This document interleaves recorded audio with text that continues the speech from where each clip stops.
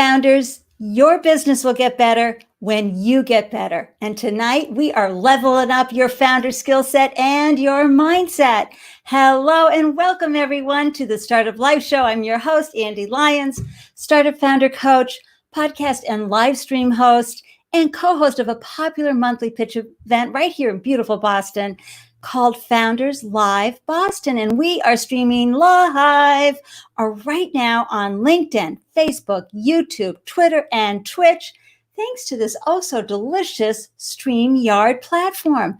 So how is everyone doing? I am so happy to see you here. Oh my gosh. I hope you and your loved ones are staying strong and healthy. And I am so proud of you and grateful that you carved out time to tune in and up your founder game. Those of you tuning in live, please introduce yourselves in the comment thread to each other. Let folks know where you're hailing from and share your business name and website with each other. Use this opportunity to expand your network and connect with each other on LinkedIn too, because you never know where your next collaboration will come from. Your questions and concerns are important. Please pop them into the comment threads during our conversation, and we will do our best to answer them live. And perhaps you know someone who would benefit from our conversation tonight. So please share this live stream link on your social media feed so other folks can join in on the fun too. As you know, the theme for the Startup Live Show, a problem shared is a problem halved. And tonight, we're going to level up our skill sets and mindsets with our guest, the fabulous founder and CEO of Founder Gem. Oh my gosh, everybody. Let's give a round of applause and a hearty welcoming hug to the one and only Mandela. Mandela, how are you? I'm doing great. Thank you so much, Ande, for inviting me to this awesome community. Well, you know, I have been such a huge fan of yours for several years. And as I tell everybody, whenever I want to get inspired and motivated and up my game, I just hop on over to your Twitter or your Instagram feed and dang, it's just like, there I go. You just I just feel your high impact energy. And there you are clapping and cheering us on the sidelines. And you always crack me up because you do a lot of the clap in between words. It's for the emphasis, the emoji emphasis. It's great. But seriously, you bring so much heart and joy to folks at the same time, making sure that they level up. It's wonderful. So I'm just going to take a quick second here to say hi to some of my favorite folks that tune in. There she is, Blair Dacious. Blair, how you doing, Blair? Oh my gosh, so good to see you. Coming back to the comments, you know, managing a lot here in the show. And here we go. Diane, founder, CEO, PhotoPad for Business. See, you guys are playing. This is wonderful. Hi, Mel. It's been a while. Haven't seen you in a while. So good to see you. And Aaron, thank you. We're calling each other Shaggy in the Lyons Den now. It's so funny. And Andy Jack, my beloved co-host of our popular monthly pitch event. So good to see you. Thanks for tuning in. And yes, Raja, it's so good to see Mandela, right?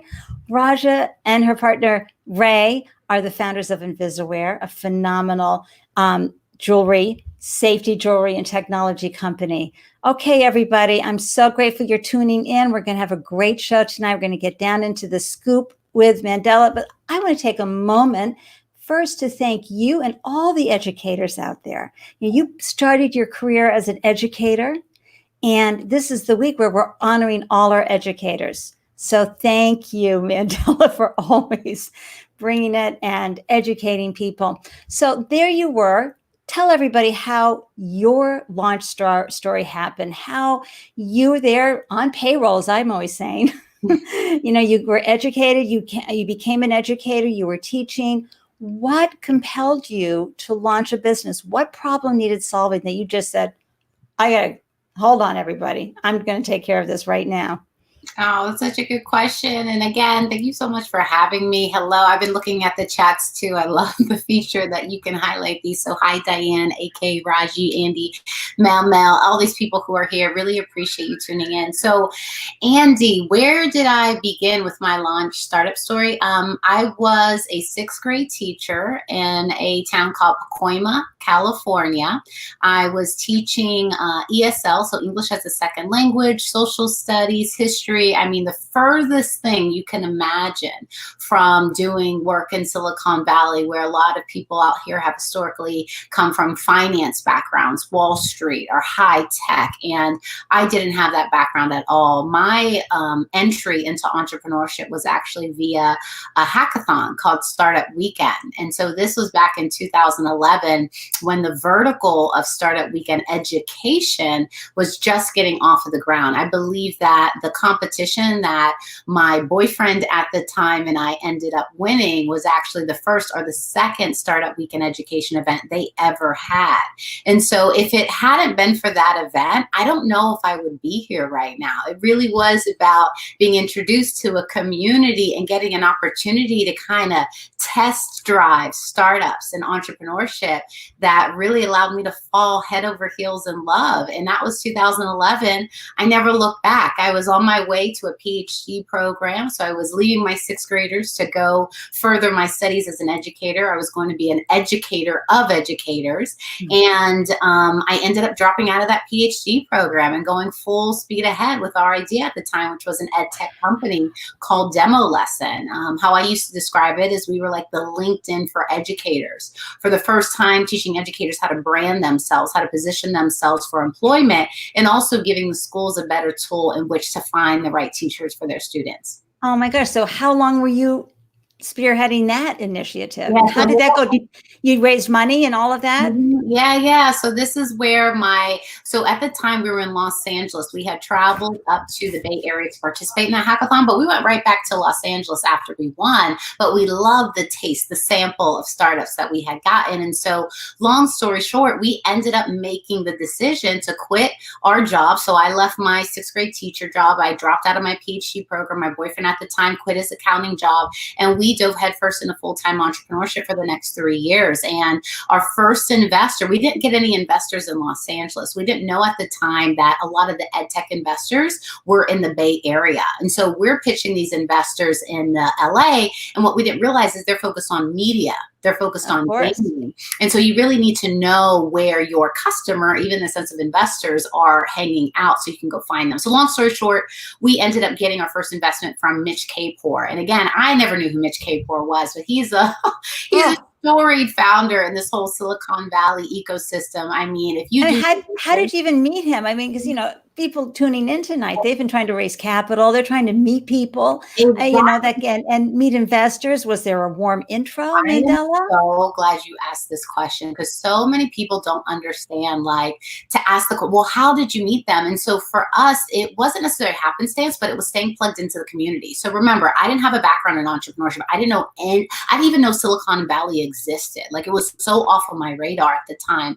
And what ended up happening is because we won first place at the Startup Weekend, they invited us back the next year to be guest speakers, because we were but we were amongst the only people who had come out of that program with a real company. And so they invited us back to be speakers. So I did what I do best. I'm a hustler. So rather than just coming and speaking at the event, I ended up participating, and I joined a team, and I ended up pitching at the end this new idea. And one of the people in the audience was Mitch Capor. And so he saw me pitching, and people had been talking about me to him. He's like, everybody keeps telling me I need to meet you.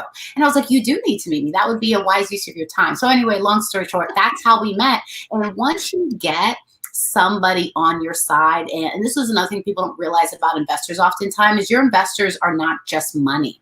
That's only one aspect of the value they bring to the table.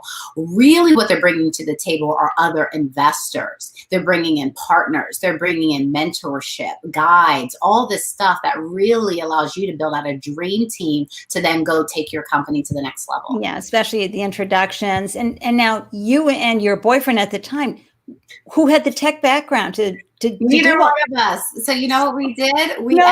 Yeah. So again, you need to use what you have. And that's why I always, tell people self-awareness, who you are and who you are not is so important to be aware of. It's not about trying to fit you into this perfect prototype of what a perfect startup founder is. It's just really about understanding your strengths, leaning fully into those, but then also being aware and cognizant to fill in your gaps. So I was aware that I was the educator on the team. And so I had the Rolodex of people and schools and teachers to come onto our platform. I knew the industry very well. My background's also in communication, so I know how to talk, right? I didn't have the tech background. I didn't have the finance background, but my co-founder had the finance background. So we had this gap of who is this tech person? So again, we plugged back into that same community. Like, community is so important. It's beautiful what you built here is we went back into that community to surface who would become our technical co-founder. He actually lived in Europe. We lived in Venice Beach at the time. So this is even before we moved up to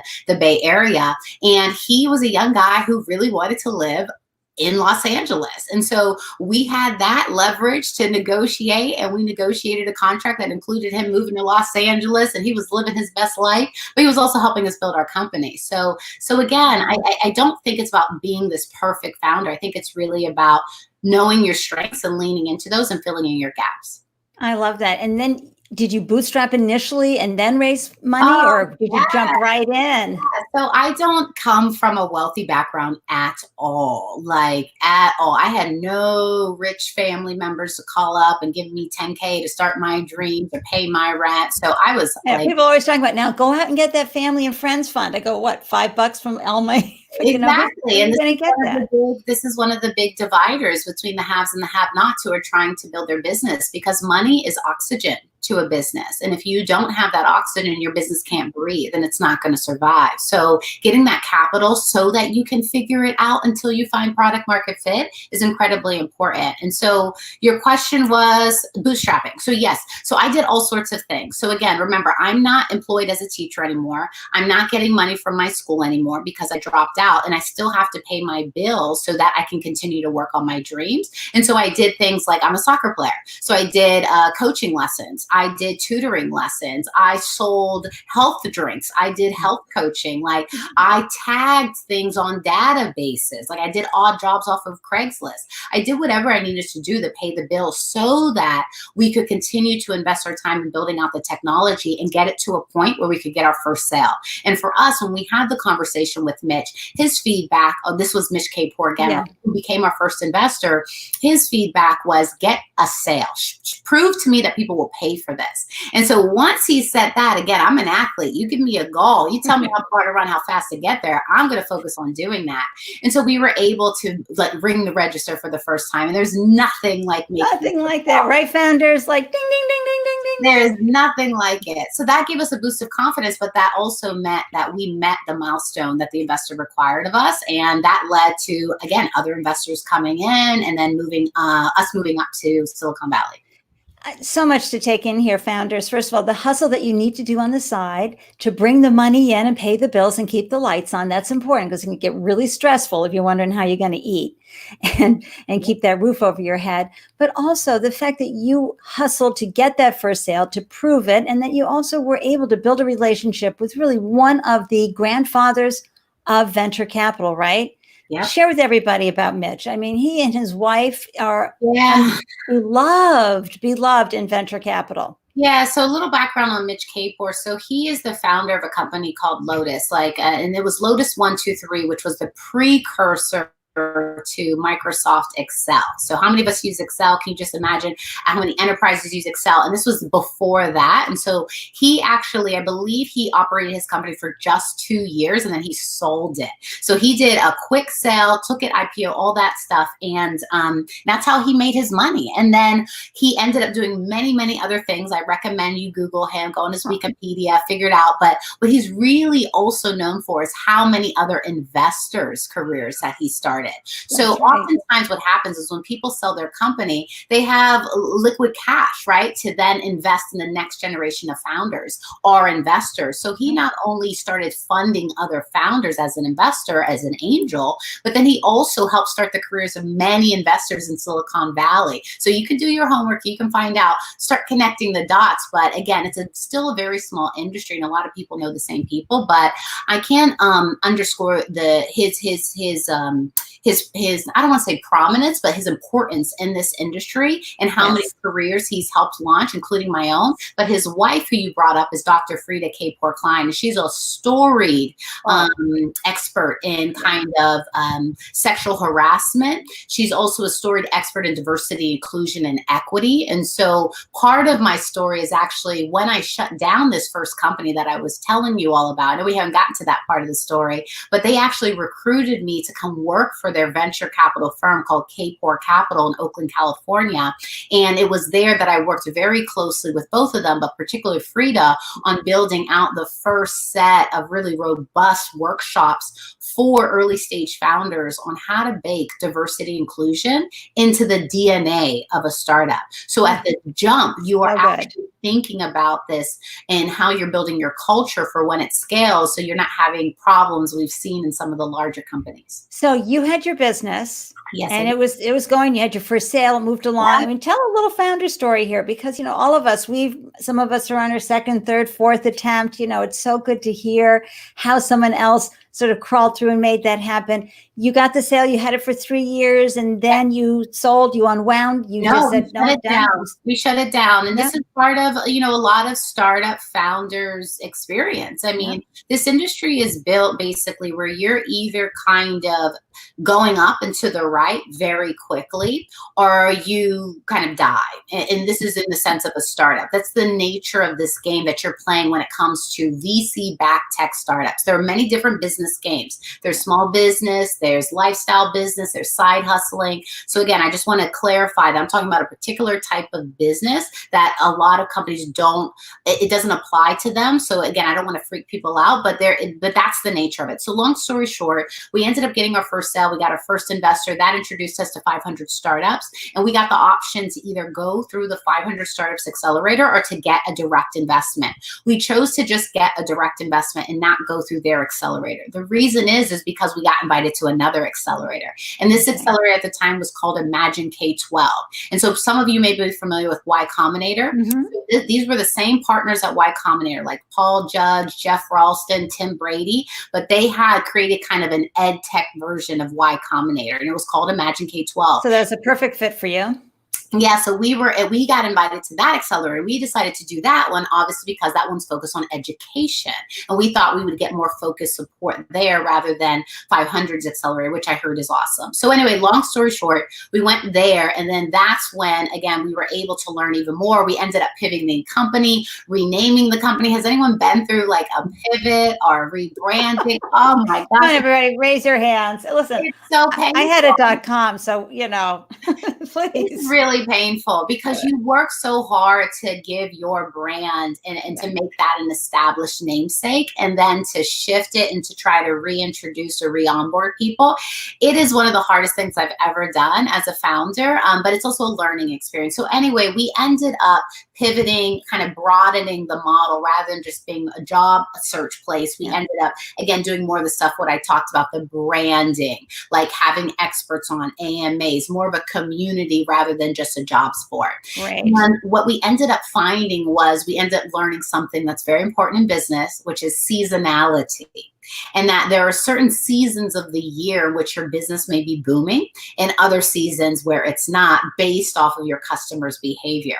And so we didn't have the foresight to really understand this when we started because we were first-time founders. And I told you my background, but I learned as I went, and we made the tough decision to actually, we did have some conversations about selling it or being acquired by another. It was actually a company in London, but really what the larger companies were interested in was they were interested in us, the talent. And this is another thing a lot of people don't realize about mergers and acquisitions and stuff like, or sales, is that sometimes the purchasing company is interested interested in buying your technology. Sometimes they're interested in just the talent, meaning the people behind it, and they don't really care about the technology, and sometimes both. But we made the decision that, we had a good go at it. We still felt like in year 3, it was day 1. And we just wanted to get a breather and reset. And so, and I also just didn't have the financial bandwidth to keep going at that rate. I had to get a job. Yeah. I mean, and so you had to move forward with such a great story. We all have our founder stories. We all have the way that we learn things. I mean, with my first.com I had with my husband, we raised over 8 million. We were really cranking. We were in the college market. We were, just about to crest into profitability. Yep. And boom, it was September 2000. Wow. And there you go. There you go. So we all learn these great lessons, but you can't let that stop you, because it's building your founder muscles and your ability to go on to the next one. You don't ever want that to stop you. And AJ, that's a really good question. These days, fundraising is glorified a bit too much. What advice do you to give founders who actually should not be fundraising yet? Yes, I love that question. So thank you, AJ. And someone also asked the question of what sport I play. I play soccer. So just so he's aware, just putting that out there. And that was from Coach AJ. Yeah, if anyone else plays soccer, let me know. Holler at me. So the question was around fundraising and being glorified. Absolutely. So it's funny because one of the first things that I chose to teach, what we'll get here with Founder Gym, is fundraising. So I definitely feel like I'm an expert at fundraising. I teach it all the time, but I also am a big advocate for educating people out of it. Right? Like, you really need to understand what comes along with fundraising and the strings attached to it, and make an informed decision for you. I wrote a blog piece years ago where I said something like, you think you're a startup, but you're really a small business. And that's totally cool too. So to go along with the statement of it's glorified and it's like this shiny star that people are aspiring to, rather than focusing on building a real business, I totally get. And I'm an advocate for people not doing fundraising for fundraising's sake, but doing it as an informed decision, as a financial vehicle for how you want to scale your company. Yeah. It's a choice. It's a choice. It absolutely is. And it can't be, because you hear it all the time. We won, we raised millions. It's like, you haven't won anything. You need to understand how you're going to be using that money and not run out of that money. Okay. And make the right decisions. So I believe in the power of broke, in the sense that it helps you nail down all of your value and figure a lot of things out. And while you're on the skinny and while you're on the lean way of being. So share with folks too, how you went from working with Kapor Capital into Founder Gym, because this is a wonderful story. We get called in life to do this. I mean, I always say it's the stray cat that showed up at my door and yowled until I let him in. I mean, I had no founder experience in any of the 4 businesses I've had, but I was called to be in them. What called you to take your wonderful teaching capability and dive into Founder Gym? Yeah, no, I appreciate the question, Andy. And I think part of the answer is in that time in my life. So again, just for context for people, I went from a teacher to being a first-time founder, just literally figuring it out as I went. There was no guidebook, no map for me. Just in time learning. No safety net, just whoop, jump without a parachute.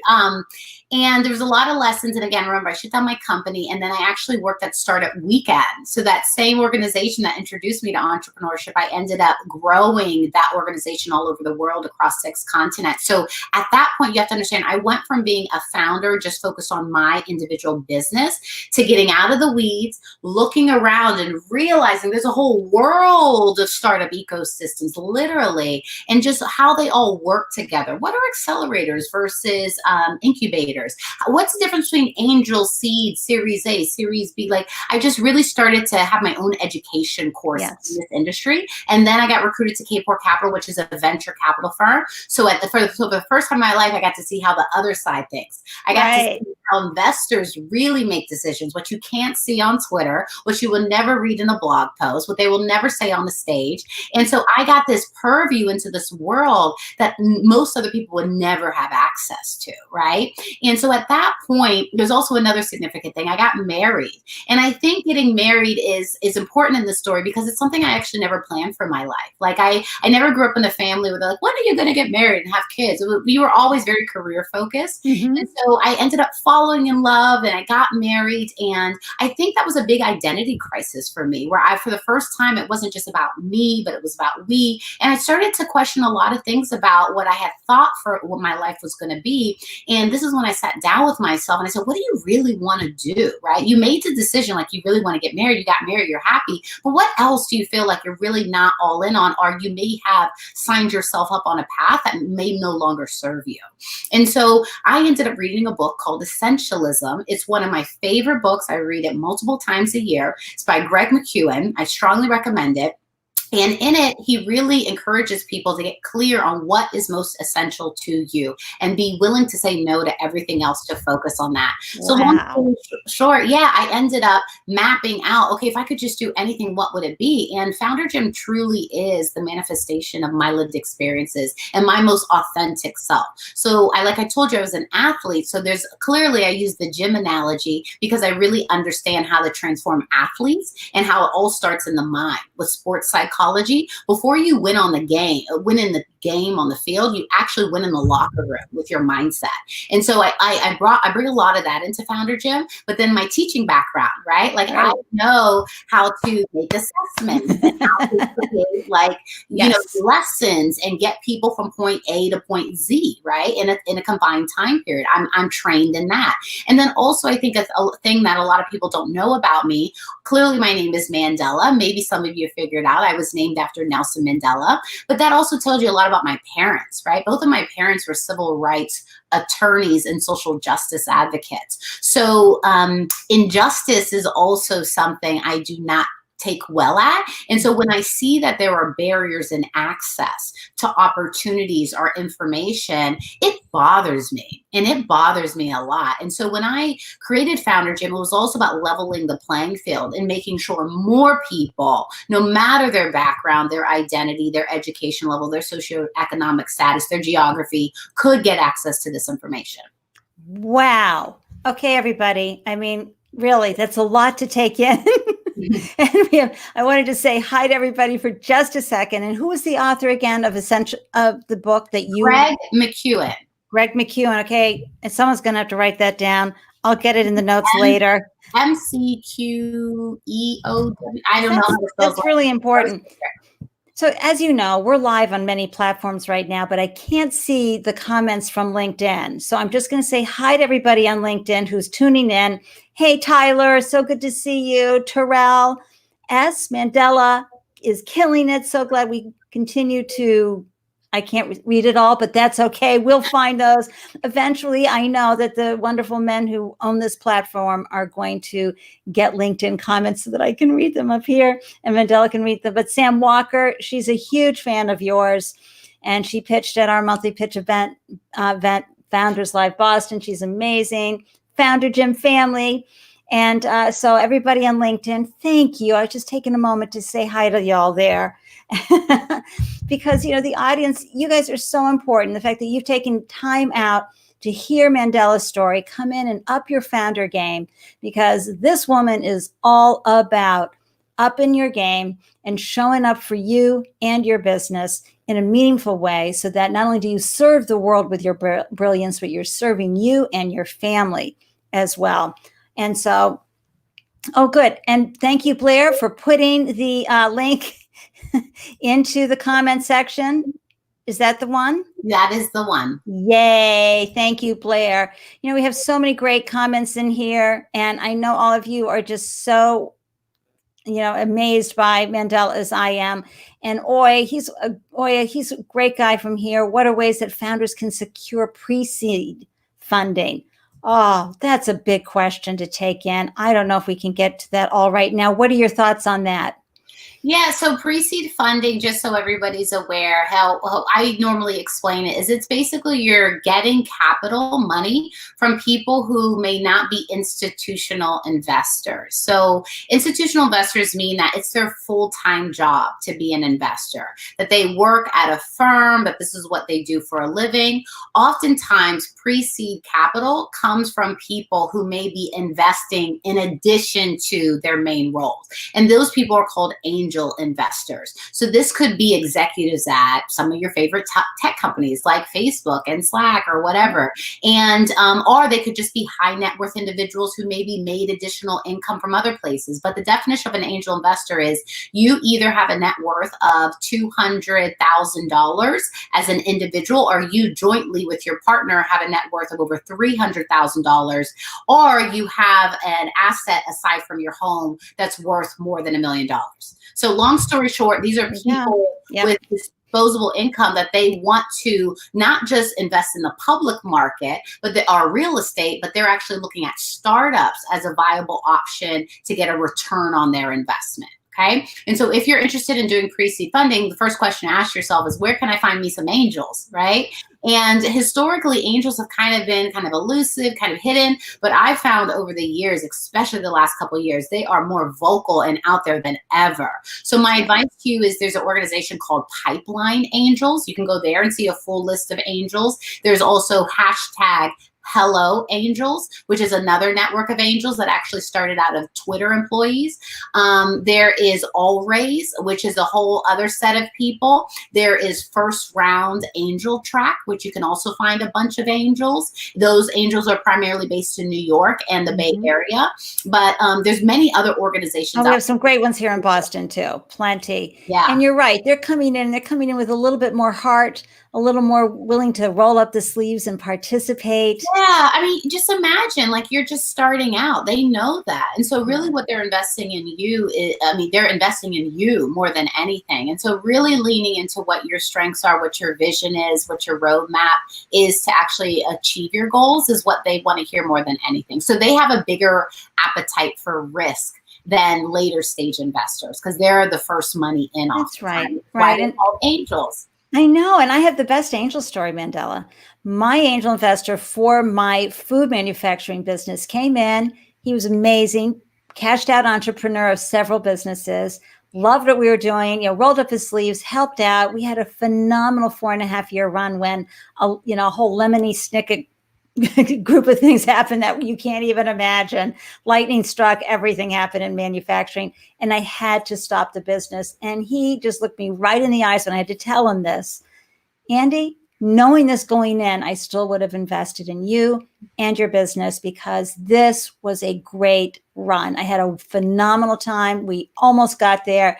You can't stop Mother Nature shut us down, but you can't. Would you, Ande, if you were to do another business and raise money, and again, starting with angels, would you go back to this person? Yes. Oh, no, we're still good friends today. Exactly. Yeah. One of the things I think that is really underestimated, that really what you're doing when you're raising is you're building relationships too. And these relationships are going to serve you obviously in the current company you're building, but even no matter the outcome of that company, as long as those relationships are maintained, you can go back. Right. And you can continue to engage these people. Oftentimes the same investors are investing over and over again in founders they believe in. Right. Because it's more for them. It is the opportunity, the potential. It could have been a win. And that's what Mike said to me. Ande, it could have been a win. We were so close, and gosh, and we're still good friends to this day. And that was, over 10, 15 years ago. So I like AK's question here. If you take another one, Mandela, how has your mindset changed the most from working in the education system to where you are now? Has it changed your thoughts on how to best educate youth for the future? Coach AK. Here, AK. With this beautiful photo of your child. I love the photo. Oh, he's a wonderful human. 7-month-old. Congratulations. Okay, so I think that I've always had a contentious relationship with the education system, hence the reason why I built a startup fix some of the holes that I saw in it, specifically around the teacher hiring process. So and also the reason why I pursued my PhD, because I definitely believe that there are limitations to the way in which we're currently educating children, and especially those children who don't always have agency, or their families don't always have agency and really dictating what the school does. And again, that can be influenced by socioeconomic status and race and gender, all sorts of things. But anyway, to answer your question, how has it changed? I really do believe that I always knew I was going to build a school. I tweeted this other day. I just didn't know it was going to be called Founder Gym. So what I've really implemented at Founder Gym is my ideal school. Is a school where it's based off of community, it's based off of teamwork, it's based off of we're all finishing the finish line together, right? If you leave any person behind, then we didn't win. Right. And so this communal mentality is something I'm a big fan of, this team sport mentality. And I think that's just one thing that I hope the education system can start implementing. But I do also have plans to bring Founder Gym down to younger age groups. I bet you do. I mean, you are an educator from the beginning. And I think the first quote that made me look up and say, where is this woman? I must find her. And I'm serious. I read this in Forbes. And when I went out to San Francisco, it was fortuitous that there was an opportunity to meet you and listen to you and hear your story. But, I just went, wow, who is this woman and how is she getting people prepared? What was it about Founder Gym that just really called you to just say, I've got to come in and fix and help in this special 6-week program? But to come back though to the Forbes article, the one thing you said that blew my mind was it's a meritocracy. It's a meritocracy out there, not a meritocracy. I have quoted you, as everyone will know, dozens of times since then. Tell us a little bit about that, because we all know, I mean, my gosh, I'm in Boston. It is old Yankee all the way. And everybody in my troop here who knows that we're so into diversity, inclusivity, et cetera, it's hard in our neck of the woods. How did you come up with that great quote? Well, actually, I didn't come up with it, so I'm sorry. So you heard it. Okay, well, you were the one that Frida Kapor. Oh, Frida Kapor came up with that. And so I've had the good fortune of working very closely with her. And so, but what I have learned from her, and if she was here, what I probably think she would say is that, again, it's just repeating the same patterns that we see. The same people invest in the same people. And so in one sense, I was saying, oh, that could be a good thing, because again, you can count on people who made a bet on you in the past to make a bet on you in the future. But again, if those people never diversify who they're investing in, then certain people will never get the benefit of those relationships. Well, and those doors will continue to remain closed. Yeah, they become invisible, Mandela. I mean, they're just not even, oh, were you there? I didn't see you. Yeah. So exactly. So part of it, again, was even if you go to Founder Gym and you look at the trainers that we have come into our program, they're from a wide variety of races and gender and age groups. And we want that diversity. And we don't want just, again, people accessing the same networks they've been accessing. Right. Part of my core belief is that success is really about unlocking other people's genius. And so the more that you can really start identifying whose genius do you need access to so that you can get to the next level of get to the next level of your company, then you are going to be better off. The best founders I see time and time again, what did I say at the beginning, are very self-aware. They know what they're good at, but they also know what they're not good at. And they are very strategic about forming relationships with people who can help them fill in their gaps. I love that. I mean, this is why I follow Mandela everywhere she goes online, because I feel like I go to school and then she's telling me and I'm like, yes, okay. And boom, I go off and up my game and help others up their game. So Priyanka has a great question. She's out of Seattle. She has a wonderful business for kids. I got to tell you, it's amazing. She says, my question is, how do you see investments available for the ed tech industry changing in the new normal? Traditionally, it has been one of the industries that has struggled to access investment. Yeah, so I think this is a great question. Obviously, this is related to what's going on right now with COVID-19, the pandemic, and the ramifications across not Yeah. just the ed tech industry, but all industries. And I just want to give high-level advice before I focus on ed tech, which is when people are like, well, how do I know what I should build now? Or will my business be able to thrive now and even post-pandemic? And I oftentimes say, remember, business is very simple. I know it's hard, but it's simple. Business is, again, a value exchange. Yeah. You are building a solution that another human being will pay you for. That's it. That's business at the end of the day. Yep. And so when you want to think about, well, what solutions will people pay for today? My strong recommendation is focus first on who you want to serve.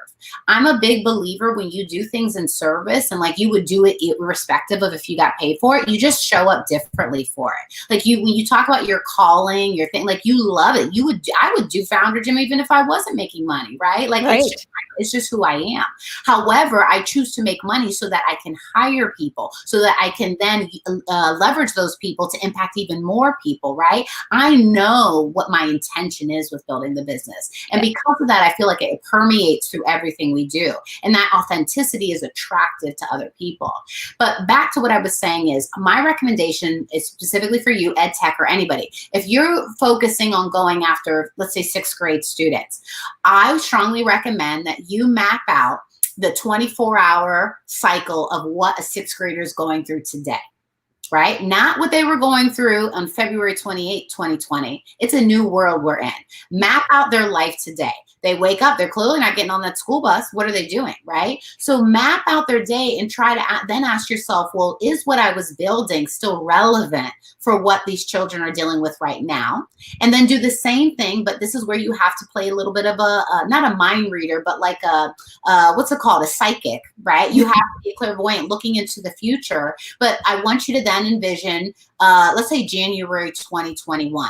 I want you to do the same activity for the 6th grader and map out what you think their 24-hour cycle is going to be. Yeah. Because your job is you have to build a company. You have to, I should say, simplify it. You have to build a solution that will not only service the 6th grader and what they're going through today, but what they're going to be going through in January 2021. Because what investors really are interested in and what a business needs to succeed is you need to be able to be pandemic proof. You need to be able to be recession proof.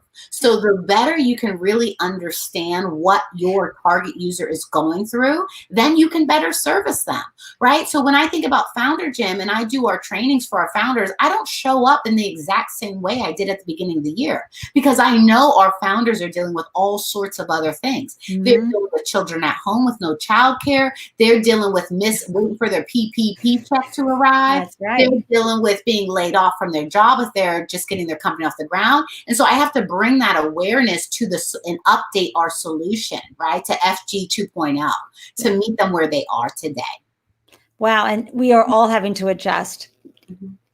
Landscape has completely shifted in the last 30 to 60 days. And folks were trying to grasp onto what they were doing. No, you have got to go with the flow and see where you can add value in other ways. And customers will talk to you about that. But you're absolutely right. It has changed completely. And I love that you just quickly shifted as well as a leader of your business, but also a leader of our industry, the startup industry, because what may have been a phenomenal idea in January 1st, 2020 could be absolutely off the plate right now.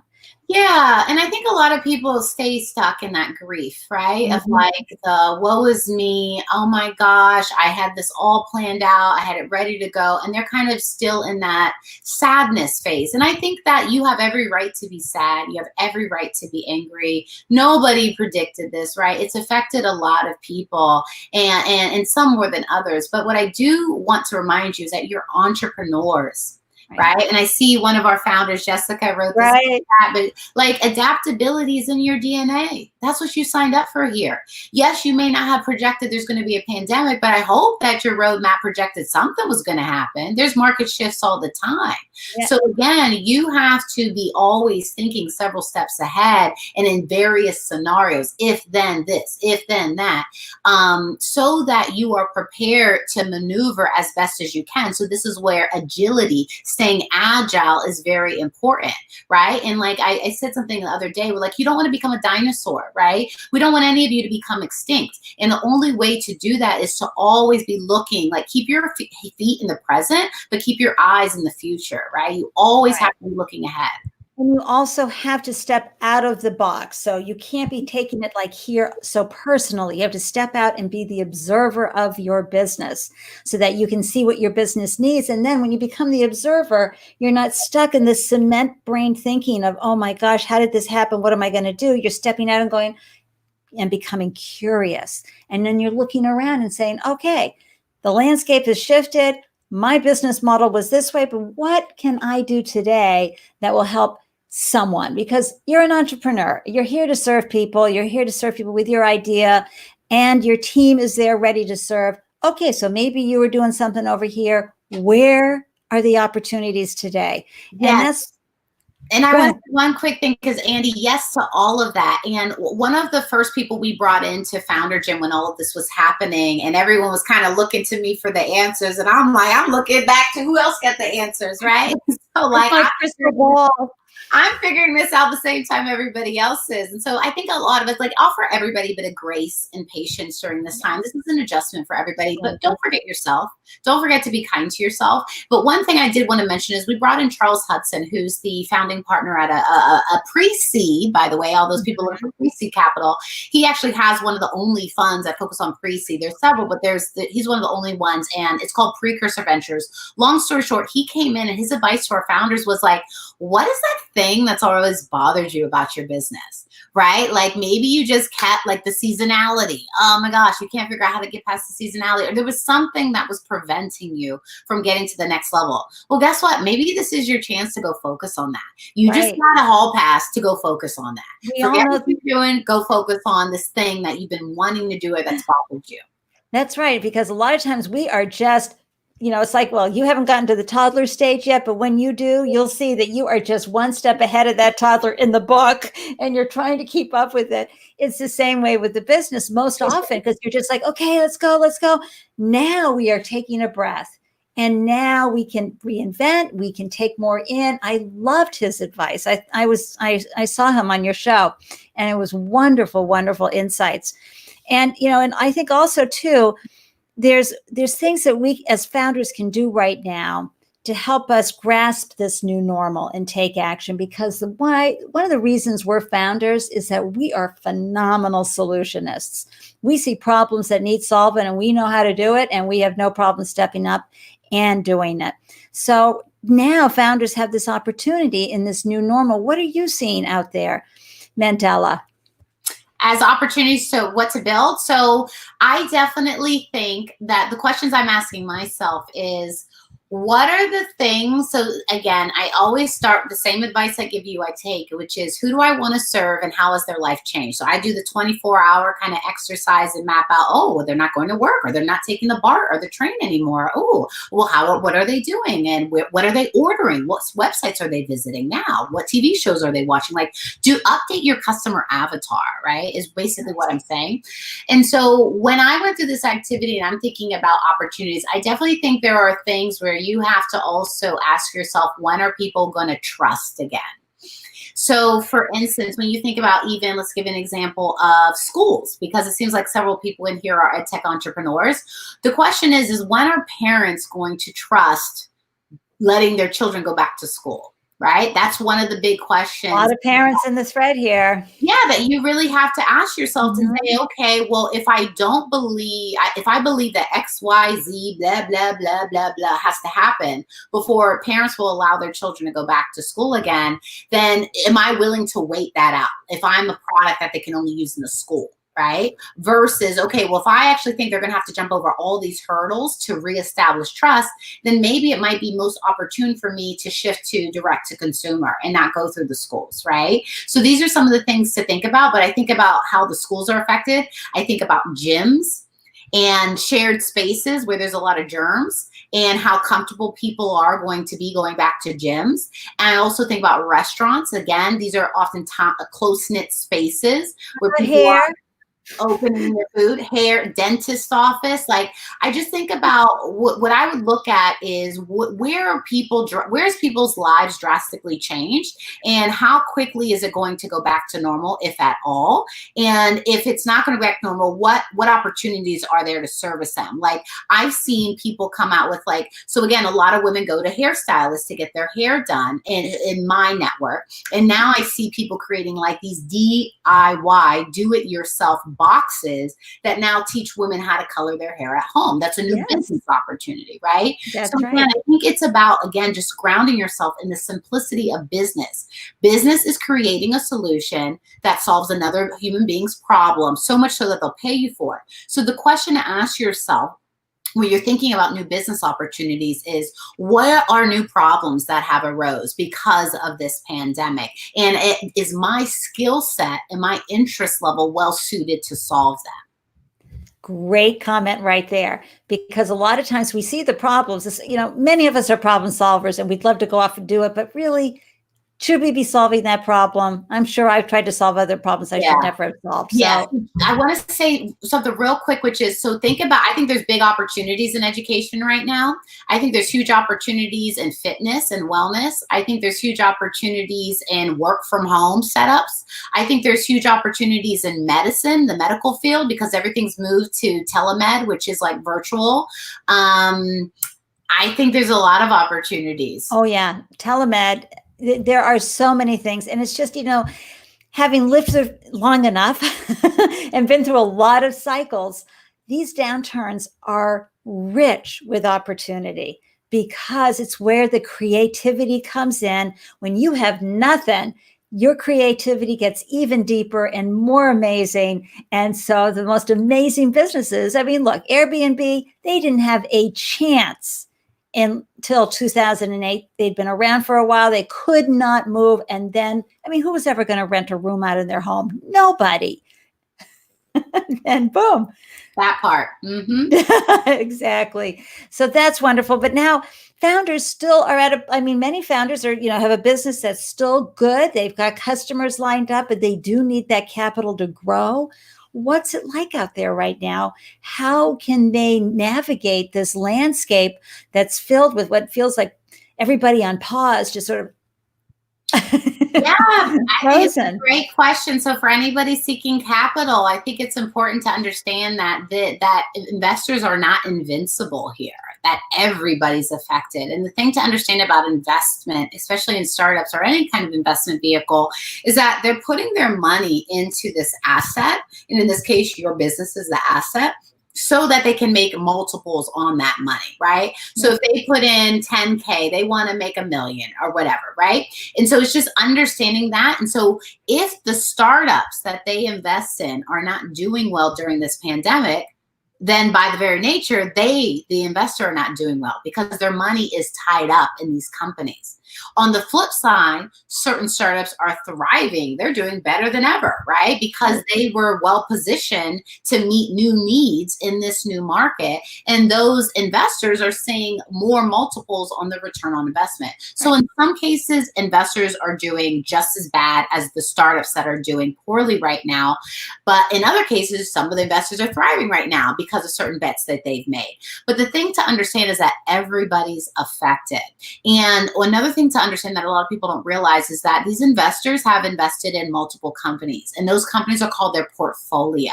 And so what happened when this pandemic hit is that the investors went into something called triage, where they literally went back, looked at their entire portfolio. So maybe they have a portfolio of 50 companies. Yeah. They're calling all of their founders to figure out, what's the status of your company? How much runway do you have? What's your likelihood of survivability? All these things, because their money is tied up in that. And they need to take an assessment of how bad or how good this really is. So if you have been reaching out to investors and maybe not getting as much response lately, it's likely because they've been busy. They've actually been busy.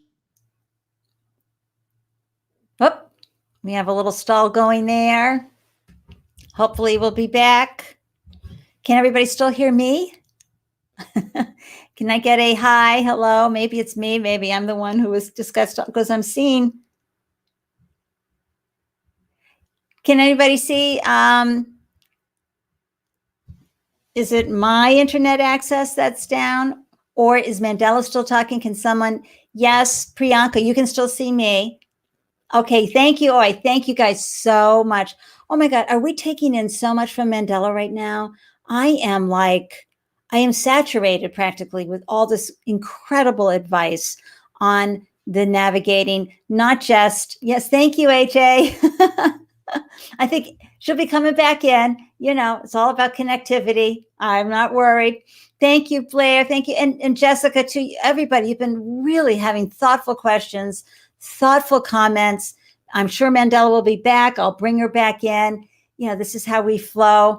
One of the things too that I have been watching in the landscape right now too is trying to understand how people are shifting their businesses. So there's this great business in Boston called Tapple. And I've just been watching how they have shifted their focus from over here to over here. And I've seen many of you do it as well. It's been wonderful. But sometimes, this is because what my experience is that sometimes we have to say, wow, this is what happened. Where's a better use of my time and my energy? And Seth Godin talks a lot about this too in his book, The Dip. And it's really understanding, how do you pivot? When do you know it's time to let go of your business? And that is really hard. I mean, I always think of Lady Gaga's song, Million Reasons, right? To walk away, just give me one to stay. That's how it is for many business owners, is what is that? And, do you have enough financial, capability and time capability to, just checking, okay, to hover. Some people can go, okay, hover. So we heard last week from Michael, who was able to figure that out, was able to find a way very cleverly to keep his business afloat and only had to lay off maybe a third of his employees. But he got really, really creative. So who in the comments here, while we wait and see if if we see, here we go. She's back. Yay. Are you ready, Mandela? Because understanding when, again, the Lady Gaga song, when to say goodbye and when to say hello. Can you hear me? I sure can. You're so good. I can't hear anything. I don't know what's going on. Oh, just come back in and just leave and come back in. You'll be fine. Oh, but you can't hear anything. Okay, great. So how do I communicate to Mandela? This is so much fun. I have no idea. I'm thinking I'm just going to, let's see, how are we doing here? The audio on my phone is not working and I cannot access on my computer. Okay, so maybe I'm sorry. Oh, that's okay. I can post, but you can't hear me. So let's see. Maybe an investor didn't like what I was saying and they wanted to cut me off. I'm sorry, everybody. I wish I could hold up a piece of paper and say, go to the comments. Go to comments. See what audio thread. Hey guys, we're entrepreneurs. We don't stop just because technology is not working for us. Can you go to the comment thread? Go to comment thread. Yeah, so because did the headset work for you? No, not yet. So I'm going to go in here. I can hear you beautifully. Oh, and she's gone. Anyway, you guys are so great. What other questions? Do you have any questions for me while we wait for Mandela to come back? I have a private chat area here that I can communicate with her. Oh, I can hear you now. Oh, good. Yay. Oh my gosh. I don't know what happened. I don't know if my internet went out or what. I apologize. Mandela, this is what we all live with, right? Jessica, Priyanka, and everybody in the line, and Diane and Oy and Paulina and Andre. Thank you all for sticking around as I got my phone. Adra, yes, we're entrepreneurs, we're founders, we're used to this stuff happening and having to quickly adjust. Literally. And recalibrate. So I was just telling everybody, of course, one of my favorite songs is Lady Gaga's Million Reasons to Stay. And a lot of times it can be that way with your business. When do you walk away? When do you stay? how do you hover when, do you have the space to hover during really difficult times like we're in right now? Or do you just have to say, look, I got a family to feed. I got to figure something else out. Mm-hmm. And yes, Andy, Jack, at least we didn't get Zoom bombed. That's great. But, I've been a mentor for a wonderful organization called Entrepreneurship for All. I've been there for 4 years, and it serves underserved and underrepresented founders in our mid cities and size cities. And for those who want to feed their family, maybe help feed the community, and certainly scale.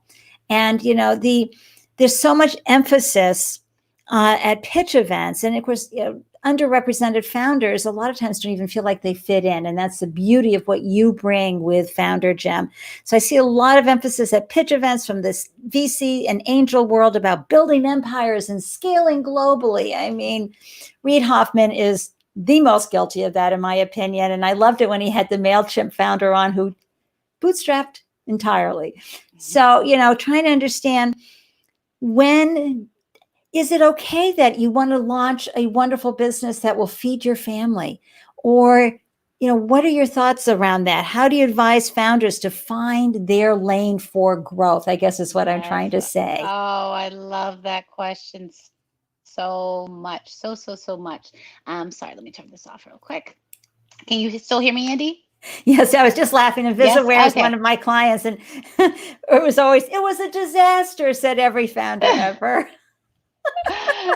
Yeah, so it's a lot. Anyway, so what the question was around jog my memory again, because I just got a ding on my text. That's okay. So the question is around, how do you find the right lane for you to grow in? Because yes, one of my favorite questions. Yes.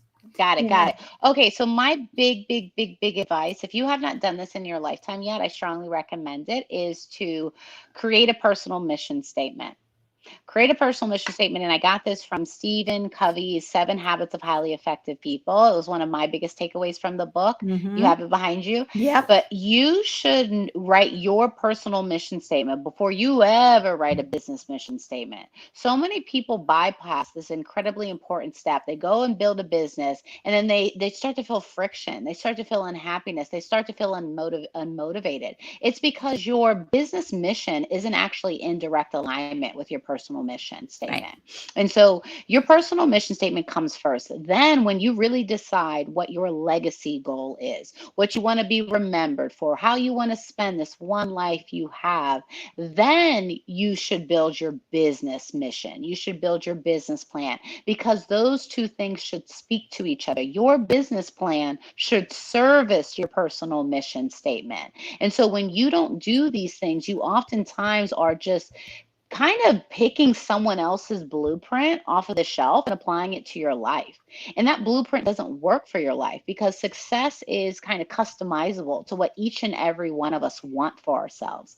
And so this is such an important thing, that you don't have to run anybody else's race. You don't have to play anybody else's game. And this is where it goes back to, I know I'm a broken record, self-awareness. Right. Do not sign up for something just because you believe it's what other people are telling you is the right thing to do. It's really about getting clear on what matters to you. So for instance, a goal that everyone should have, I'm going to give you homework by the end of this week, is you all should have your 2020 financial goal. That's what I want you to set. We've got our homework. How much money do you want to earn, bring in, whatever? That's your North Star financial goal. Then the question becomes, well, how are you going to get that? Is the best path for you right now is to get a job? Is it to start a company? Is it to pivot your company? Is it to launch a new product? That's for you to figure out. But if you don't know what your North Star goal is, what are you actually working for every day, right? What are you getting up and doing? And again, I just said one goal, which is the financial goal. There are many other goals to set, but I oftentimes find that when I talk to people, I'm like, what's your goal this year? They don't actually have a goal. And it aligns to one of my favorite quotes, which is like, so many people are so quick to run up the ladder. Like you're just running to get to whatever you perceive as the next level, but you haven't even stopped to make sure the ladder is facing the right wall, right? Like, where are you going? You're running so fast. You're doing a million things. Like there's a difference between being busy and being productive. And again, so I'm also going to say essentialism will help you with this as well. Good. I love that something fierce. It's so true because you see a good idea, think, oh, I'll go do that. Is it a fit for who you are and who you be? You know, when you wake up every day, is this because we've seen many founders reach a certain point in revenue with their business and then they start tanking because they've gone past their ability. It's nothing wrong with that. It is where you are comfortable in growing and living and being in the world.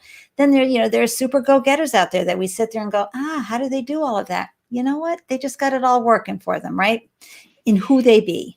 Yes, and it's not, there is no one perfect business model or game you're playing that works for everybody. You really, again, need to figure out, like Andy said, is what pace works for you? What are the outcomes you're looking for? There are certain things I'm willing to do in business to hit my goals, and there's certain things I'm not willing to do because I'm also choosing to be a wife. I'm also choosing to be a mother. I'm choosing to be a friend. I'm choosing to be a sister. I'm choosing to be present in other areas of my life. And that's important to me. So it's also about just understanding where you are and also respecting that there are seasons to your life, right? So all because this may not be the season of venture capital backed startup for you right now, maybe like 5 years from now, it may be your season, right? And so also not feeling like you have to pigeonhole yourself to just one thing forever. Like, who created the rule book? You Right. did. So understand that you can rip out pages anytime you want. You can scratch out rules, redline things, you can make addendums. It's your life that you're creating, and understand that a business should fit into your overall life goals. That's right. And I put into the comment thread, everybody, comparison is the thief of joy. Put the blinders up and focus on what's making your heart sing, delivering your value, working with, maybe you want 500 employees like last week's guest had, or do you want just a nice tight group and to deliver to your community? It is okay as long as you know that all of these components are in place for you as founders. Love, love, love that advice. Mandela, and did we not show tonight how entrepreneurship is? Mandela, lost connection. She found another way to come back in. Then something else happened. She found the headset to put on, and then she got the volume.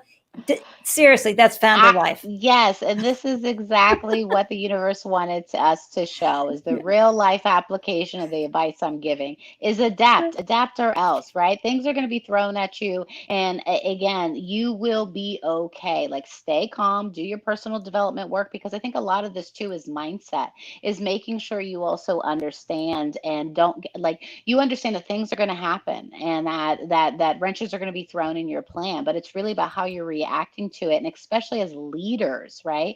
If you're the leader on your team, people are also looking to see how you react to chaos, how you react to uncertainty. So in my opinion, I oftentimes say, like, be the CEO of yourself before you ever try to be the CEO of anybody else. Like, get your own self in order so that you can just like use that as transferable skills to help get other people in order towards a common mission. And really, we had the best teaching moment in here tonight when you got bumped off. And then because seriously, folks, that is startup life. That's hashtag startup life. Totally. It's just, should I try this? No. Should I try that? No. Should I try this? Yeah, you just troubleshoot. I checked my internet. I was like, well, I don't know what's going on. So then I grabbed another device. I'm trying to figure out how to get on it. You roll with the punches. Life is going to continue to happen. It's how you react. So share with folks how they can apply to your incredible founder gym, because you take folks from around the world, Mandela. Oh, yeah. We have founders who we've now served. Last we counted was 22 countries, six continents. So we've been operating for a little over 2 years, and we also move very quickly. Like, I'm a big fan of efficiency and effectiveness, which you'll see in Essentialism. But basically, the way to get involved in our community is, I'd say, number one, just show up. Like, one of the ways you can show up is we do a lot of free offerings and guest speakers and master classes, but I'm a big fan in like trying things before you commit. There's nothing wrong with that. And so come engage with our community. One of the ways to find out about a lot of the free offerings that we do is by just subscribing to our newsletter. That link you can find on our website, foundergym.com. You can also oftentimes find in our social media links. It's just bit.ly/getfgnews. But again, I just recommend, so you don't mess up the link, just to go to the website, and it's easier to find it there.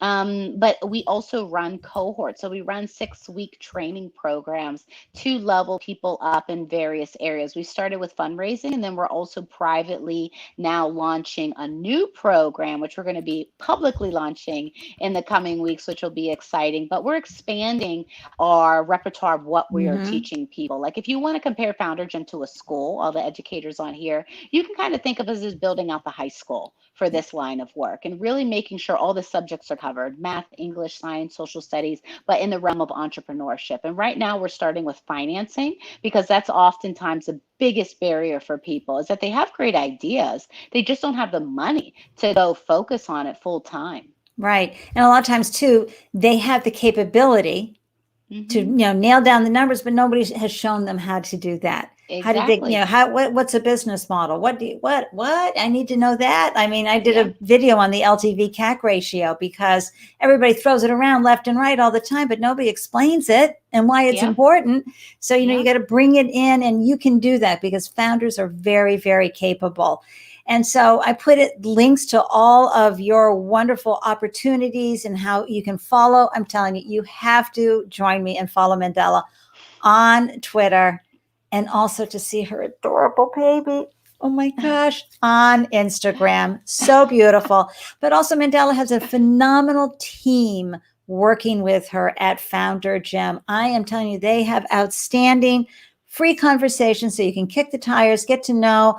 I've actually signed up for your event, your program on kind of almost like marketing and money and all sorts of stuff. And, you know, I'm always learning. The day you stop learning is the day you are done. Just go bury yourself. There's always room. Just because I've had 4 businesses up to this point, you can always keep learning. And so I put the links into the comment threads, everybody, so that you can follow Mandela everywhere she glows, because seriously, she is always teaching. She's an educator. She can't help herself. And so if you are smart enough to go and follow her and listen to her and see her claps people, you will, in the comments, you will up your game just by following her. But take a look at her programs. They're amazing. They're there to help you raise your game. And yes, diversity is involved here. It is an even playing field, and it includes people from all walks of life. And I think that is so beautiful about the work that you're doing, Mandela.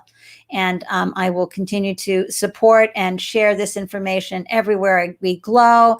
I want to thank everybody who came by tonight and tuned in, and for all of you who are watching in the replay, thank you for wanting to up your game as a founder.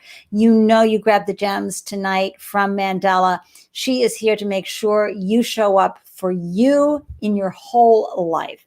So not just as a business owner, but whether you're a parent or a friend, whatever that looks like for you, she helps you do that. But also at Founder Gym, you are going to learn the gems that you need to be successful with your business, however it unfolds, because there are never any guarantees, but you want to be able to put out the best that you can. So I'm thrilled that everybody tuned in. If you have any questions for Mandela or me and would like to continue the conversation, shoot me an email and I'll follow up and I'll send it along to Mandela if that's a good fit. And for those of you who are watching on YouTube, please click that beautiful subscribe button and click on the bell icon so you'll be alerted anytime I post a new video. Thank you so much. And I invite everyone to subscribe to my monthly newsletter. Let's stick together, because gosh, it takes a village to raise a business. And if you need a pitch deck reviewed, I've raised millions from VCs and thousands from angels. And I'm a co-host of a monthly pitch event right here in beautiful Boston.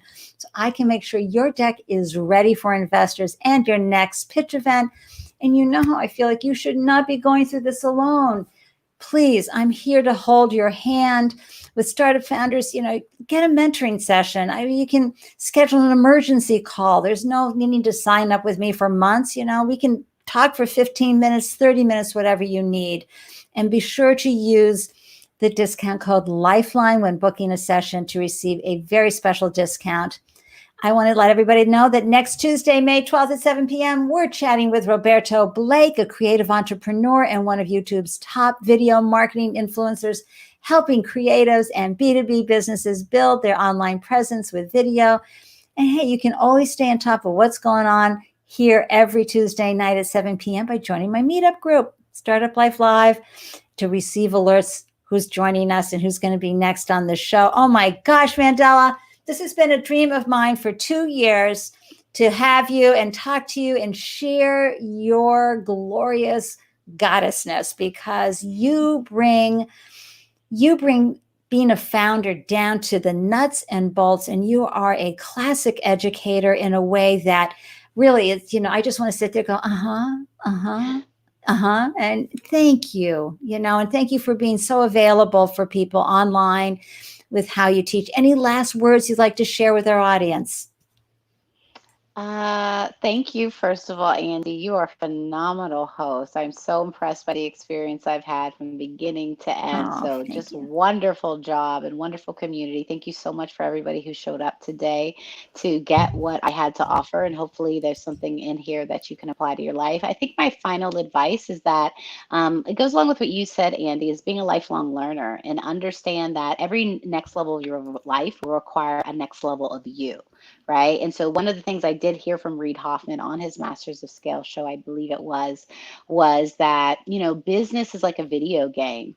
And once you pass one level, right, like you need a bigger sword to basically slay the next dragon, right, on level Right. 2. And then once you get to level 3, the sword has to get bigger. So again, no matter what business route that you take, no matter what type of success you pursue, you have to constantly level up, because there's going to be new problems that unfold. And so Yeah. just know you're capable, and this is what you signed up for, because it is fun. It's one of the funnest things, in my opinion, you could do, is just be a lifelong learner and constantly work on yourself. This is why I've signed up for entrepreneurship, and I'm sure many of you can agree. And I wish you all the best. And again, I just want to thank you for taking time out of your day to tune in. Oh, and everyone, your comments, I'm just looking at them now. They are so lovely. And right back at you. Mwah, mwah, mwah. I am so grateful you tuned in. And, I always say, stay focused, stay healthy, stay home, and keep tuning in to wonderful moments like this. Keep upping your game. I deeply appreciate all of you. And again, Mandela, thank you so much for coming on the Startup Life show. You graced us with your presence. It was my privilege. So thank you so much, and everyone stay safe out there. Okay, see you on the other side, everybody. Bye. Mwah, mwah, mwah.